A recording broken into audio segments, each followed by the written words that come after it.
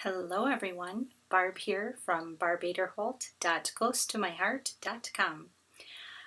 November, it's here, and this is my November banner.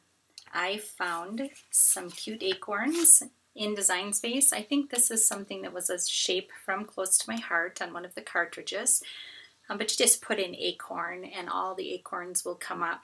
This one said it was a purchased one for me, so I'm assuming it's from Close to My Heart. Found a letter set that had a layering to it, and I just like how that looks. I used cinnamon for the rusty color, and I used our black ore paper. You can see it's sparkly. That's not a glitter paper, it's sparkly. If I can tip it so you can see how it sparkles. It's really neat paper. And that was something that we have in our catalog that's new this year. So I decided to crack open my new pack of stencils. This is Stencil Pack 3. You can see that there. So there are 3 of them in here. They are a 12 by 12 size. And what I did was, this one has all sorts of different, you can see all the different designs in it. It's meant to be sort of a quilt type, but there's a little crosshatch here that I loved. So what I do is I take some low-tack tape and I'm going to put it on the back side of the acorn so that the sticky side is up. So the sticky side is facing up because I want it to stick to my stencil so my stencil doesn't shift around on me.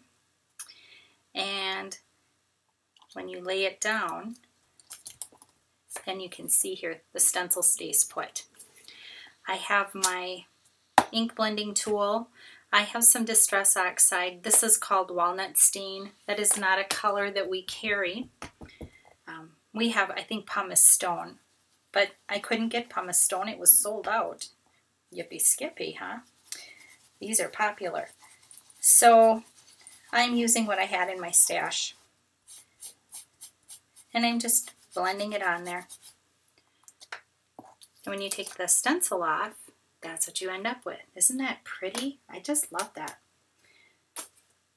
Then on the top, I am going to also do some blending just to give this a little color because it will peek through the layer that I put on top of there.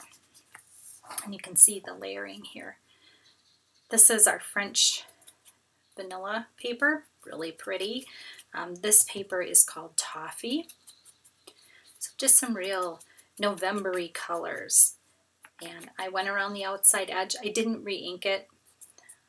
And I'm just going to give a little bit of color to the top of this. I'm not trying to cover it all the way, but just to give it a little bit of texture. For me, once I start inking, it's all or nothing.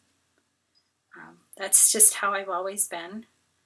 And I love inking. I think it's a great way to add some texture. It's a great way to put patterns on your paper like that. That would make a really cute accent strip on a scrapbook or on a card. So just really neat things that you can do with stencils. I'll have to play around with them some more, come up with some ideas. You can take the tape off now. And I have the R for November. And I'm just inking up my sponge again, giving it a quick hit around the outside edge, not going for perfection, just trying to get a little bit. I always have the dropsies. Look at that. Just to give it a little dimension, a little depth. And we will just glue this straight down to the black or R. Bring that up so hopefully you can see what that looks like. Isn't that cool? It's so sparkly, but not glittery. So if you like a sparkle, but you're not a fan of glitter paper or any of that kind of stuff because you think it's messy, and it can be. I'll agree. It can be messy. That black ore paper is the bomb. I'm going to put a little bit of some dimensional tape on the back. And we'll stick it to the front here. And I will have all the letters done to spell November. So there you go. A quick way to add a little dimension. Stencils. Stencils for the win. Thank you so much for stopping by. Have a blessed day, and I will see you next time.